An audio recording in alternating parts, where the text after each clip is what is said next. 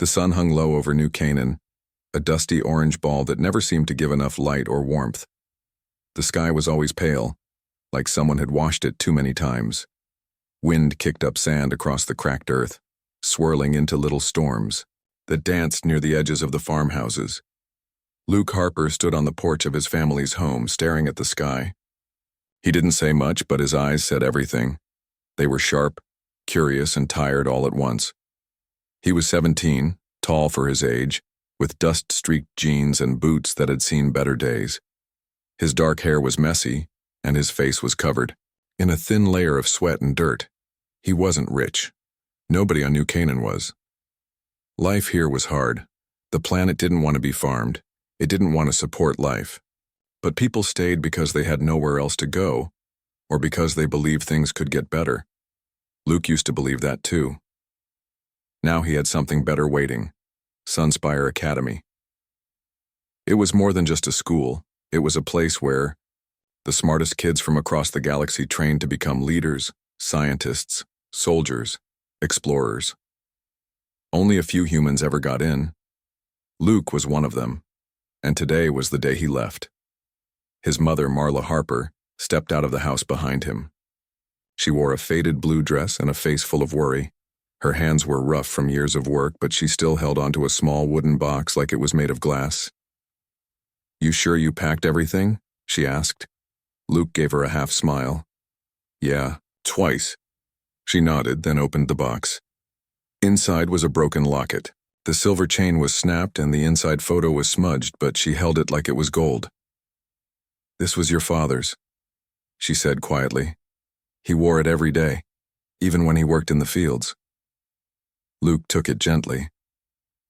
He remembered his dad, barely. He'd died when Luke was 6, crushed by a broken tractor during harvest season. "I'll keep it safe," Luke said. Marla pulled him into a hug. She smelled like bread and dust and love. "You come back to us, okay? Don't forget who you are." "I won't," he whispered. Behind them, his younger sister Ellie ran out barefoot. She was 10, wild-haired and full of energy. "Don't forget me," she shouted as she jumped into Luke's arms. "How could I forget my favorite troublemaker?" Luke laughed. Ellie grinned. "You better send me messages. I want to hear about aliens and spaceships and everything." "I will," Luke promised. His Uncle Joe came next, holding a beat-up duffel bag. He was a big man with a thick beard and a voice like gravel. "You take care out there," he said, handing over the bag. "There's some extra food in there, and this." He pulled out a small hunting knife. Luke took it. The blade was worn but sharp. "Thanks, Uncle Joe." Joe clapped him on the shoulder. "You're not just going for yourself, kid. You're going for all of us. Show 'em what we've got." Luke looked around at the land, the dry fields, the old barn, the windmill that barely turned anymore. This was home, and now he was leaving it behind. He turned toward the path leading down the hill where a small shuttle waited. It was old, painted red and white, and looked like it might fall apart if the wind blew too hard. Captain Ellie Monroe stood beside it, leaning against the hull with a cigarette in her hand. She was a woman in her 40s, with short gray hair and a face full of stories. "You ready, kid?" she called. Luke nodded. "Then let's get moving before the damn thing decides not to fly." He gave one last look to his family. They waved. Ellie wiped her nose. His mother bit her lip. Then he climbed aboard. Inside, the shuttle was cramped. The seats were worn, the floor creaked, and the air smelled like oil and rust. Luke found a seat near the window and sat down. Monroe closed the hatch and walked to the cockpit. A moment later, the engine roared to life. The shuttle vibrated. Sand swirled outside the window. Then slowly, they lifted off. Luke watched as the world below shrank. The farm became a dot. The town disappeared. The red-orange surface of New Canaan stretched out beneath him like a desert. "Sig." He held the locket tightly. This was it. He was really doing it. As the shuttle climbed higher, Monroe's voice crackled through the speaker. "First time off-world, huh?" Luke nodded, even though she couldn't see him. "Yeah," he said quietly. There was a pause. Then she chuckled. Well, welcome to the real universe, kid. It ain't all sunshine and starlight. Buckle up. The shuttle broke through the atmosphere, and space opened up around them. Stars blinked into view. The planet fell away behind them, shrinking until it was just another rock floating in the dark. Luke stared out the window, heart pounding. For the first time in his life, he felt small and free. The journey wasn't fast. The shuttle was old, and it didn't have fancy engines or AI pilots. Monroe flew manually, swearing under her breath whenever the ship groaned too loud. After a while, she came back to talk. So, Sunspire, huh? She asked, sitting across from him. Yep, Luke said. Heard it's tough, real tough. A lot of snobs and pointy-eared types who think humans are trouble. Luke raised an eyebrow. And what do you think? Monroe smirked. I think humans are trouble. That's why I like you. Luke smiled faintly. What was your dad like? She asked suddenly. Luke hesitated. Hard worker, good guy. Died, young. Monroe nodded. My brother died young, too. Went off to fight in some stupid war. Never came back. Silence settled between them. Just remember, she said after a moment, you're not just carrying your dreams out there. You're carrying theirs, too. Luke looked at the locket again. He understood. Hours passed. The stars blurred past. Luke tried to sleep but kept waking up, too excited, too nervous. Eventually, Monroe pointed out the window. Look. Luke leaned forward. In the distance, a massive structure floated in space. It was shaped like a ring, glowing with lights and movement. Ships circled it like bees around a hive. Sunspire Station, Monroe said. Your new home. Luke stared at it. It looked huge, impressive, intimidating. He swallowed hard. This was it. The deadliest arrival had begun. The shuttle drifted closer to Sunspire Station, a massive ring-shaped structure floating in space. It looked like something out of a dream. Smooth metal walls that shimmered under the light of a nearby blue gas giant, glowing lines running across, its surface like veins full of energy. Luke stared through the small window, eyes wide. He had read about places like this, seen pictures, but nothing prepared him for seeing it up close. It was huge and alive. Ships of all shapes and sizes moved around it like fish in a sea. Some were sleek and fast, others bulky and slow. Lights blinked everywhere. Messages scrolled across screens in languages he couldn't understand. This is it, kid, Captain Ellie Monroe said from the cockpit. Hope you brought your courage. Luke didn't answer. His mouth was dry. His heart beat faster than usual. Monroe guided the shuttle into a docking bay, a long slot carved into the side of the station. As they pulled in, the lights inside, the bay turned green, and thick arms extended to hold the ship steady. With a hiss and a clunk, they were docked. Luke stood up slowly, slinging his duffel bag over his shoulder. Monroe opened the hatch. A rush of cool, clean air filled the shuttle. It smelled different, cleaner than New Canaan's dusty winds. Standing at the bottom of the ramp was a tall alien figure. He looked like a lizard crossed with a warrior. Tall, covered in dark scales, with glowing yellow eyes and a voice that rumbled when he spoke. Welcome to Sunspire Station, the alien said in perfect English. I am Professor Cathar. You are Luke Harper? Luke nodded. Yes, sir. Cathar gave a slow smile, showing sharp teeth. Good. We have been expecting you. Luke stepped off the shuttle, feet touching cold metal. The floor was smooth, almost too clean. Lights ran along the edges, guiding the way forward. Professor Cathar walked beside him, arms behind his back. You are one of the few humans accepted into our academy this year. Your application surprised many. Luke glanced at him. Surprised how? Some thought you would not qualify. Others thought you might be trouble. Luke frowned.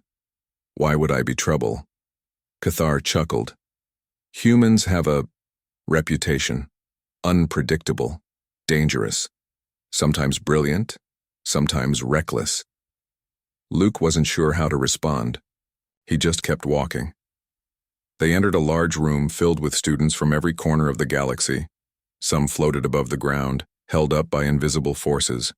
Others had 4 arms or skin made of crystal, or no visible mouths at all. All eyes turned toward Luke. Whispers followed him as he passed. Human, Earthling, the spark. He tried to ignore them, but it was hard. Everyone watched like he was some kind of wild animal on display. Professor Cathar led him to a desk where a robotic assistant scanned Luke's name and handed him a thin silver card. Your student ID, Cathar explained. It will grant you access to your dorm, classes, and meals. Luke took it carefully. Thank you, Professor. Cathar nodded. You'll meet your roommate shortly. He is already waiting. Luke swallowed. He? Yes. Zorak Vel, one of our top cadets. Before Luke could ask more, Cathar gestured to a corridor ahead. Go. You'll find him there. Luke walked down the hall alone, the sound of his boots echoing against the metal floor. The corridor ended in a wide chamber with glass windows looking out into space. Standing near the center was a towering alien, Zorak Vel. He was built like a wall of muscle, covered in chitinous armor that clicked when he moved. His head had 2 sets of mandibles and his red eyes glowed like fire. He turned as Luke approached.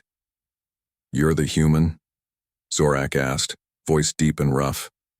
Yeah, Luke said, holding out his hand. Luke Harper. Zorak looked at the hand for a moment, then gripped it with surprising strength. Luke winced. I've heard stories about your kind, Zorak said. They say humans break easily, that they cry when things get tough. Luke forced a grin. Well, I don't cry easy. Zorak tilted his head.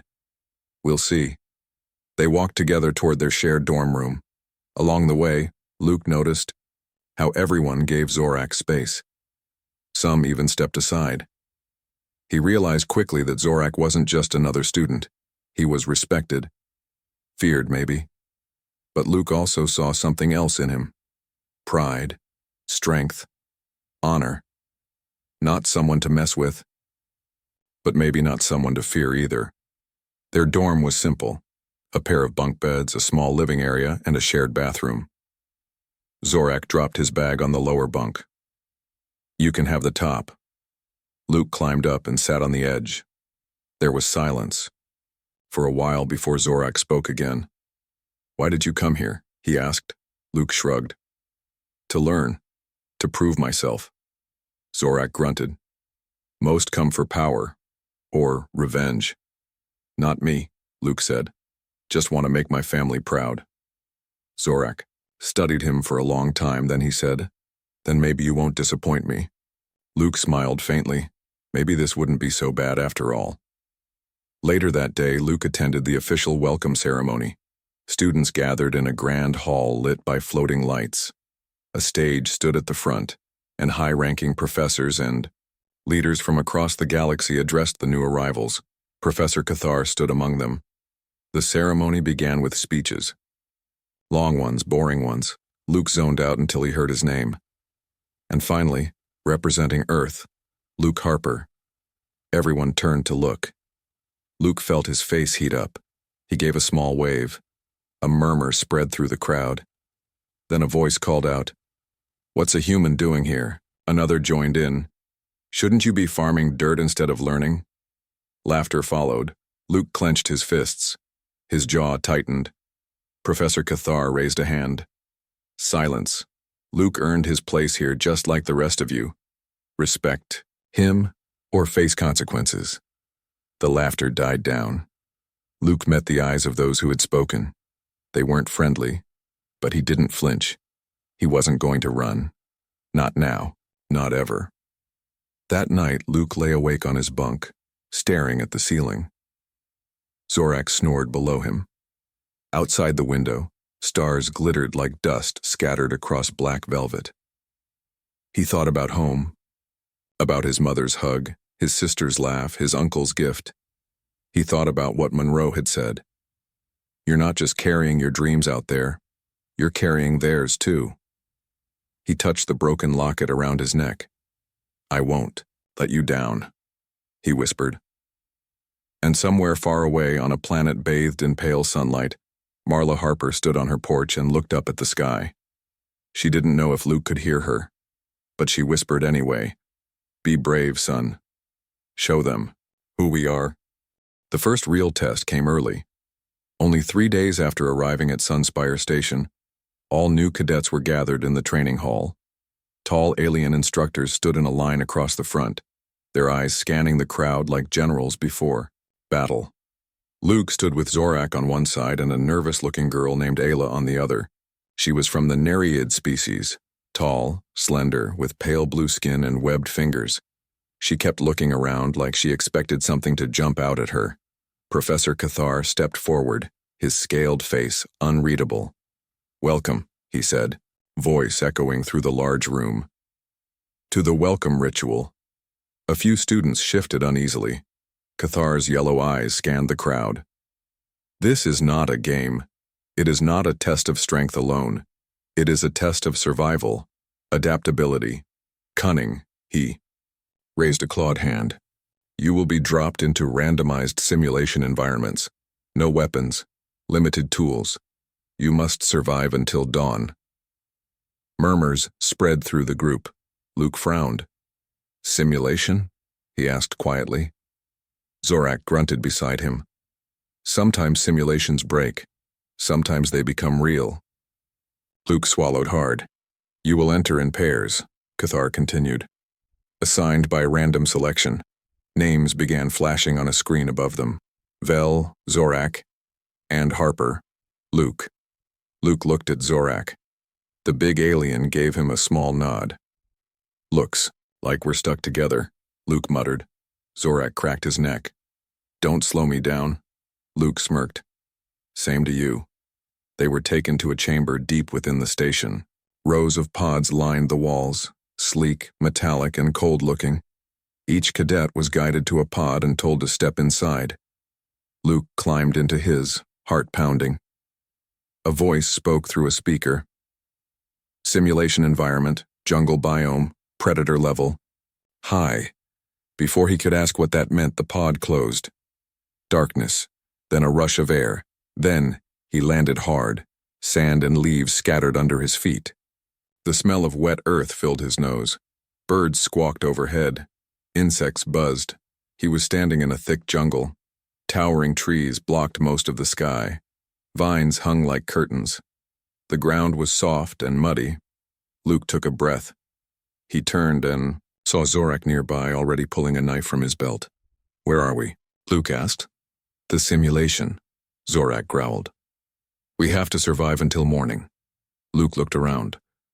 Seems peaceful enough. Zorak gave him a flat look. Don't let looks fool you. This place kills. Suddenly, there was a rustle. In the bushes behind them, both boys tensed. A small creature darted out, 4 legs, fur, and glowing eyes. It sniffed the air, then ran off. Luke exhaled. Just an animal. Maybe, Zorak said. Or maybe bait. Luke frowned. Bait. For what? Before Zorak could answer, the ground shook. A low growl rumbled through the trees. Something big was coming. Luke grabbed a stick off the ground, holding it like a weapon. Zorak crouched low, ready to fight. The bushes parted, and out stepped a beast, unlike anything Luke had ever seen. It was taller than a man, covered in dark scales. Its mouth was full of sharp teeth. Claws clicked against the ground. Luke didn't wait. He pulled Ayla back behind a tree just as the creature lunged. Zorak rolled aside and slashed at it with his blade. The creature roared. Luke's mind raced.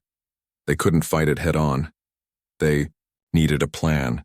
Distract it, he shouted.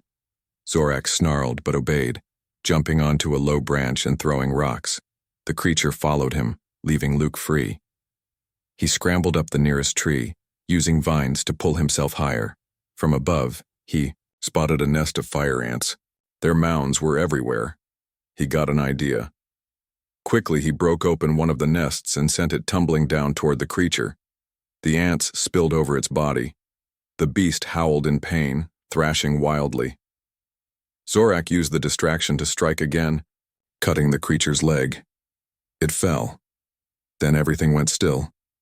The simulation froze for a moment, then a voice rang out. Threat neutralized. Luke slid down the tree, breathing hard. Zorak looked at him, surprised. Not bad, human, he said. Luke grinned. Thanks. Hours passed. They built a small shelter from branches and leaves. Ayla joined them after escaping a swampy area. Nearby, she was shaking when she arrived. I almost drowned, she whispered. Luke gave her some water from his pack. You're safe now, she nodded, clutching her arms. I've never done anything like this before. Zorak sat nearby, sharpening his blade. You won't last long if you don't learn. Luke looked at her.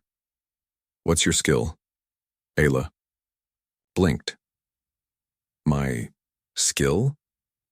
Everyone has something they're good at, Luke said. I'm good with traps. Zorak's strong. What about you? Ayla thought for a moment. Then she smiled faintly. I can sense vibrations in the ground.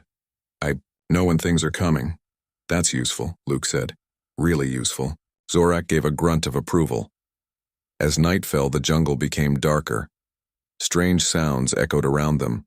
Luke sat near the fire, watching the stars. Zorak was quiet. Ayla was curled up, trying to sleep. Luke stared at the locket around his neck. He whispered, "Show them who we are." Then something changed. The simulation glitched. The fire flickered oddly. The trees groaned like they were alive. Then a scream rang out. Not from the simulation, from outside. Real. Luke shot to his feet. Zorak stood too, blade ready. Another scream. This time closer. Then a shadow moved between the trees. Something was coming. But this time it wasn't part of the simulation. What the hell? Luke muttered. Ayla woke up, eyes wide. It's real, Zorak cursed. Then we fight. Luke grabbed a sharp stick and stood beside him. Out of the darkness came a massive predator, bigger than the one before. Its skin shimmered like metal. Eyes glowed red. It sniffed the air, then charged. Luke threw his stick, hitting it in the eye. It roared and swiped at him. He dodged just in time. Zorak tackled it, driving it back. But the beast was stronger. It slammed Zorak into a tree. Ayla screamed. Luke didn't think. He grabbed a burning branch and stabbed it into the creature's side. It howled in pain. Zorak got up, punched it in the jaw. Together, they pushed it back. Finally, the creature collapsed. Silence. Then the voice returned. Simulation complete. Survivors, Team Harper. Lights flashed above them. A door opened in the distance. They had made it. Back on the station, cadets were gathered, waiting for the results. When Luke, Zorak, and Ayla walked out, everyone turned to look. Word had already spread. The human didn't just survive. He saved 2 others and fought a real predator. Some students looked impressed. Others looked scared. Professor Cathar approached. Well done, he said, eyes gleaming. You handled yourself well, Harper. Luke wiped sweat from his forehead. Wasn't just me, we worked together. Cathar nodded. Teamwork is rare among first years, especially with humans. Luke met his gaze. Humans work better. Together. Cathar gave a slow smile. Perhaps. Perhaps not. Behind them, whispers grew louder. Human. The spark. He didn't run. Luke felt something shift. He wasn't just another cadet anymore. He was someone to watch, and somewhere far away, a hidden figure watched through a screen. He sent a message. Earth hasn't gone quietly. Not by a long shot. The next day, the whole academy was talking about Luke. Not just whispering. Not just looking. But talking. He walked down the hall with Zorak and Ayla, and every few steps someone would turn to look at him. Some students gave nods. Others stared, like they were trying to figure out what made him tick.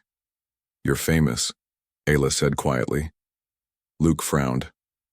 I didn't ask for that. Zorak grunted beside him. Doesn't matter. You earned it.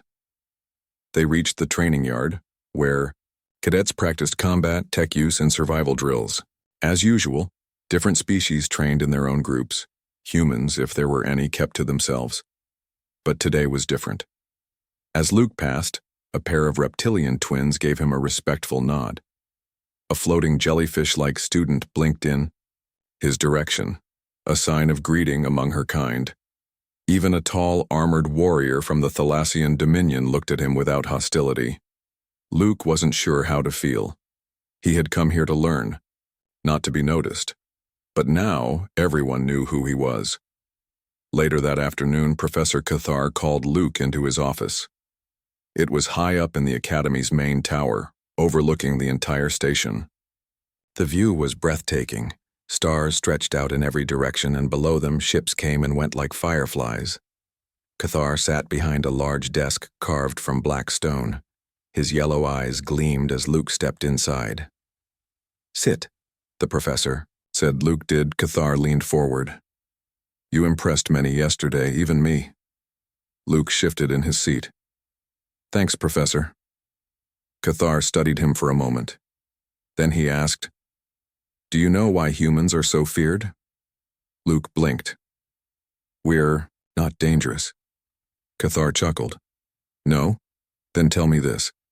When the first human ship arrived at a galactic port, what happened?" Luke thought. "They got into a fight?" "Yes," Cathar said.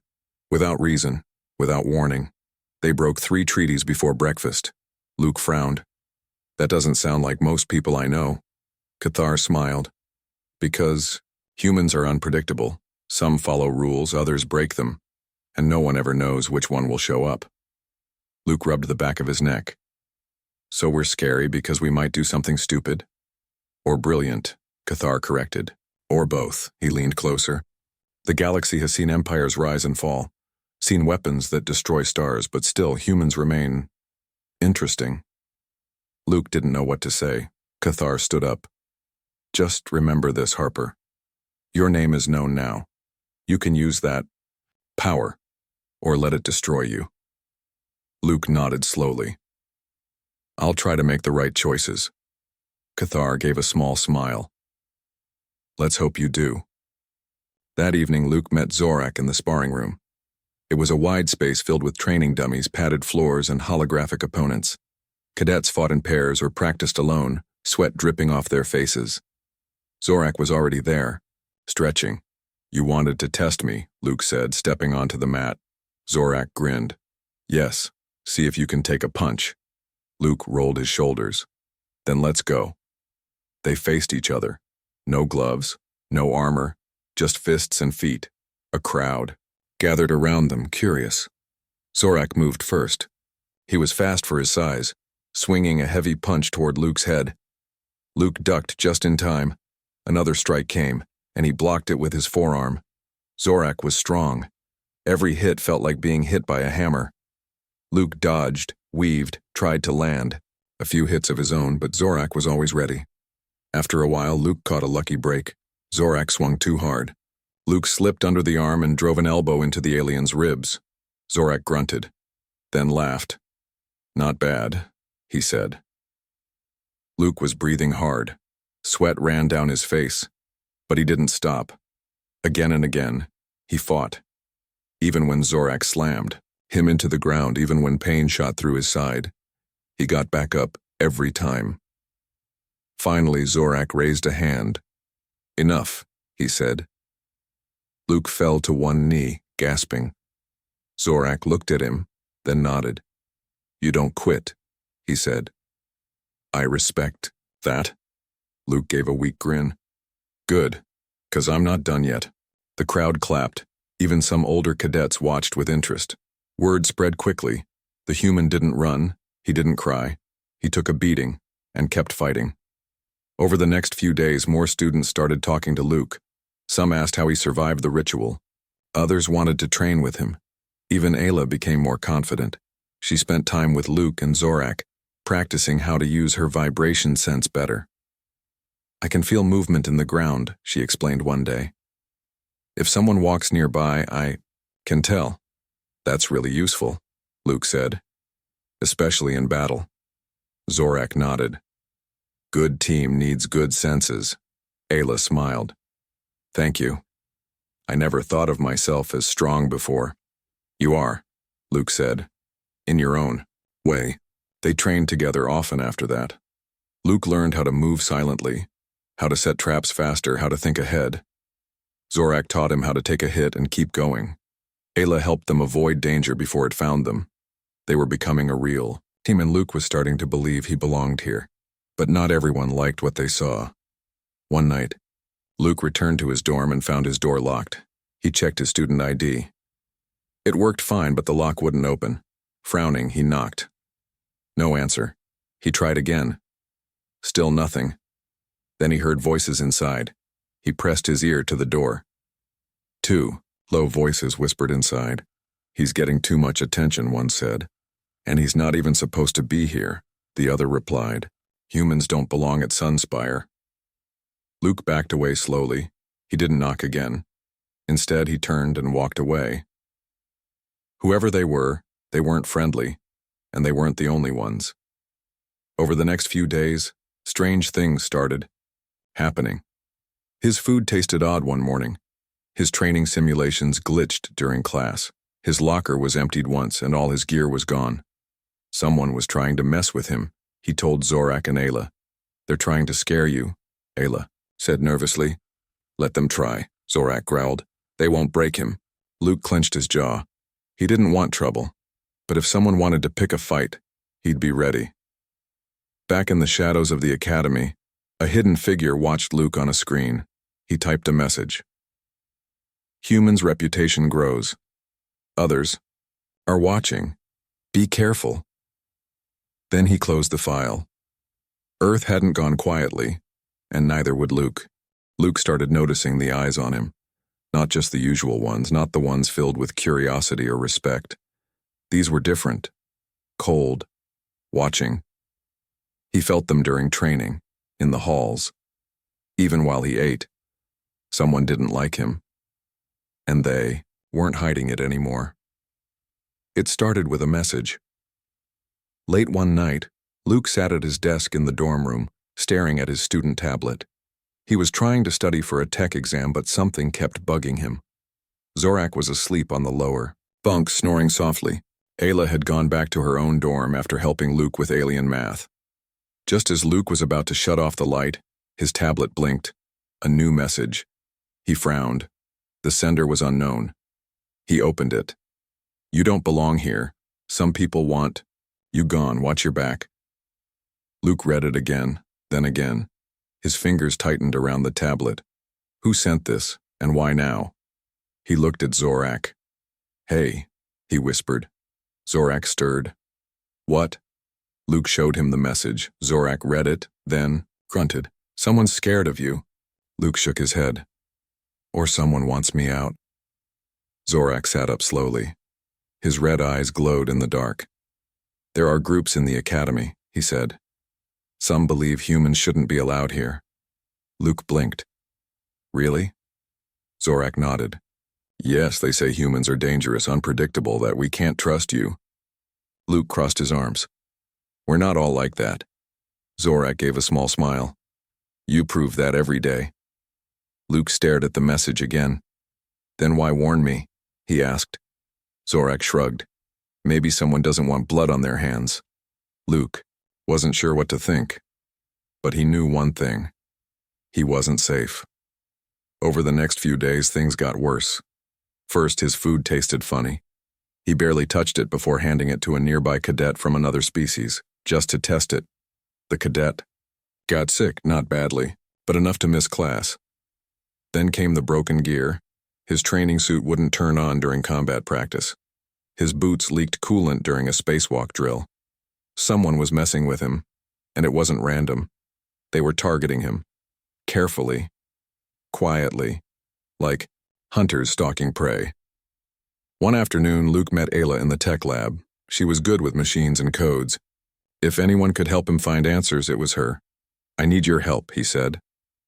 Ayla looked up from her screen. With what? Luke handed her his tablet. This message. I think someone's trying to sabotage me. Ayla studied the message, then tapped a few keys. She ran a trace. After a moment, she frowned. This message came from inside the academy, she said, but the sender used a fake identity. Luke sighed. So no way to find out who? Ayla shook her head. Not directly, but if they left any digital footprints, I might find them. She worked for a while longer.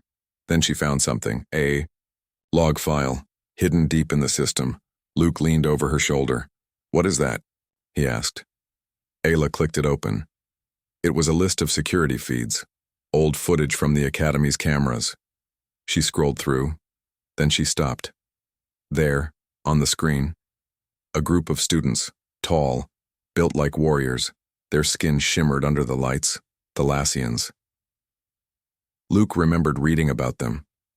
A powerful aquatic empire known for politics, strategy, and war. He'd heard rumors.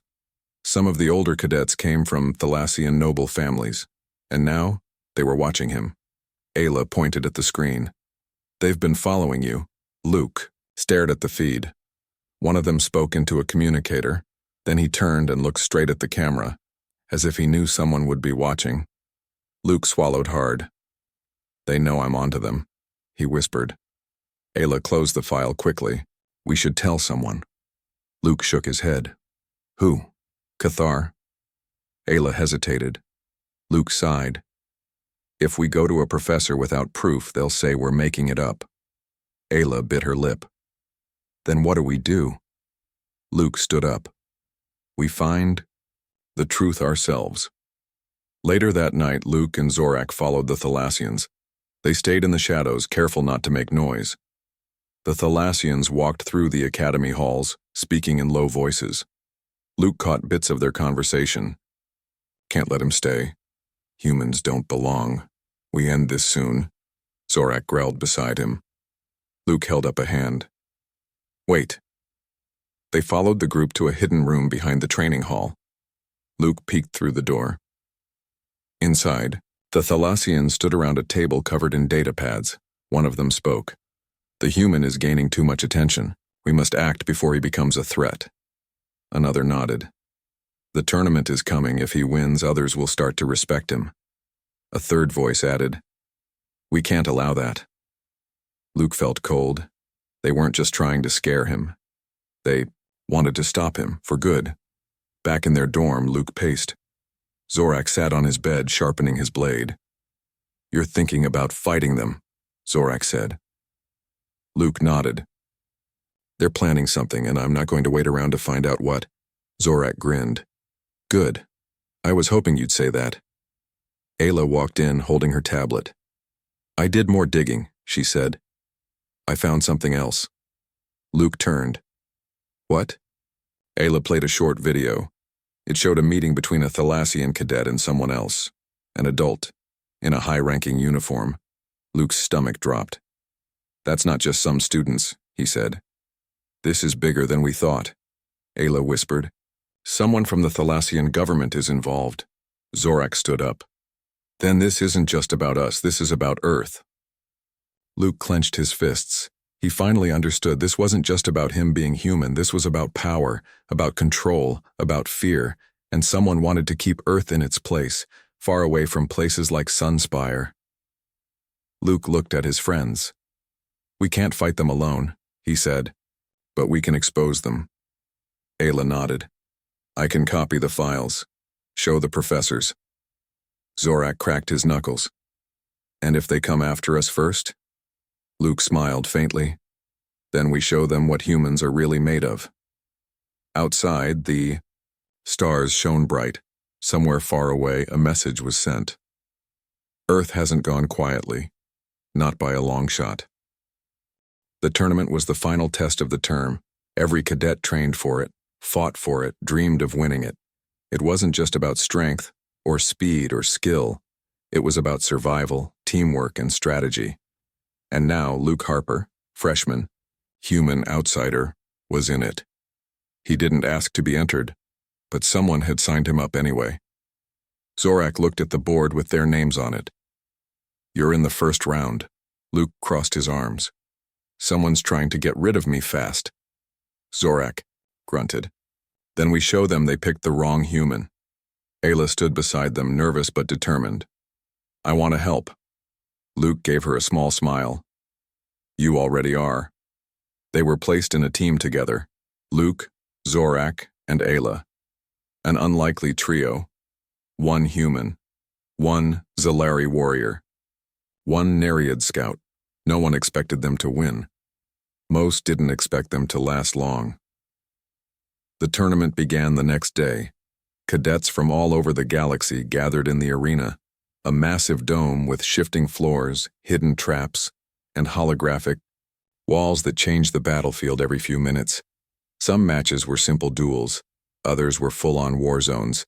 Each round tested different skills: combat, stealth, tactics, even diplomacy. Luke's team fought together. Zorak was strong, fast, ruthless in battle. Ayla could sense movement before it happened. She warned them when enemies were near, helped them avoid danger. And Luke? He made plans. Fast ones, clever ones, sometimes risky ones. But they worked. Again and again they won. First against a pair of lizard-like fighters who tried to outspeed them.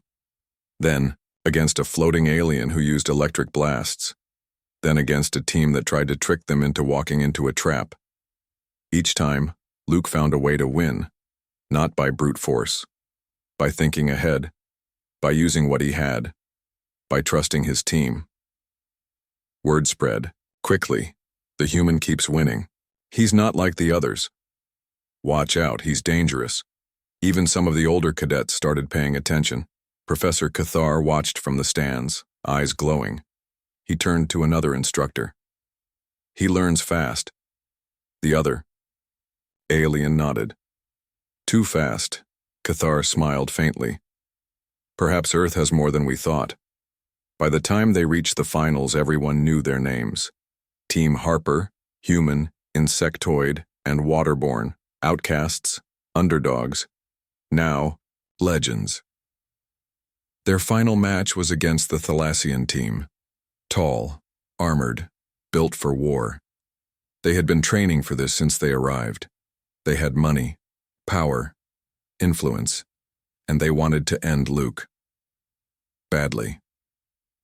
As the team stepped onto the arena floor, the crowd went silent. The announcer spoke. Final match, Team Harper versus Team Voss. The name meant something. Voss. One of the most powerful families in the Thalassian Dominion. Luke met the eyes of the leader, Kale Voss. Tall, cold, confident. He smirked as he stepped forward. Ready to lose, human? Luke gave a slow grin. Not today. The arena changed. The floor shifted beneath them. Walls rose. Lights dimmed. Suddenly they were in a ruined city. Broken buildings. Cracked roads. Fog rolling through the streets. The goal was simple. Capture the enemy flag and return it to your base. But there were rules. No weapons. Only hand-to-hand combat. No tech. Just brains and fists. The fight began. Team Voss moved fast. They split up, taking control of high ground and key points. Luke, Zorak, and Ayla stayed together. Ayla closed her eyes, feeling the vibrations in the ground. They're coming, she whispered. Luke nodded. Set the trap. They moved into position. A moment later, two Thalassians appeared around the corner. Luke threw a piece of broken metal to draw attention. Zorak ambushed from behind. One down, then another came. Luke tackled him, using speed and, surprised to take him out, Ayla helped block escape routes. They kept moving. Finally, they found the flag, hidden inside a collapsed tower. Luke looked at Zorak. Cover me. Zorak nodded. Luke ran inside. Inside, Kale Voss waited, alone. Luke stopped. You don't belong here, Kale said. Luke grinned. Neither do you. They fought. Hand to hand. Hard hits. Kicks. Blocks. Luke was faster. Kale was stronger. They both fell once. But Luke got up first. He grabbed the flag. Rand I Kale chased, but Ayla felt him coming. She pointed. Left. Luke dodged just in time. Zorak tackled. Kale slammed him into the ground, held him there. Luke kept running, reached the finish line, dropped the flag. 1. The arena lights flashed red, then green. A voice rang out. Match complete. Winners, Team Harper. Silence. Then, cheers. Shouts, even some applause. Luke, Zorak, and Ayla stood together, breathing hard, exhausted, bruised, victorious. Professor Cathar stood in the stands, watching. He sent a message. Earth hasn't gone quietly, not by a long shot. Later that night, Luke sat alone on the academy roof. Stars stretched across the sky. He held the broken locket in his hand. His father's. He whispered, "We did it." Behind him, footsteps. Zorak approached. "You did good," the big alien said. Luke smiled. "We all did." Zorak sat beside him. "They'll remember this." Luke nodded. "I hope so." Zorak looked at him. "What now?" Luke looked at the stars. "I keep going." Zorak gave a slow nod. "Then I've got your back." Ayla joined them soon after. They sat together, looking at the universe. New friends. Stronger than before. Somewhere far away, a hidden figure watched the news report. Luke's face filled the screen. The man typed one last message. "Tell Earth their boy is ready." Then he closed the file.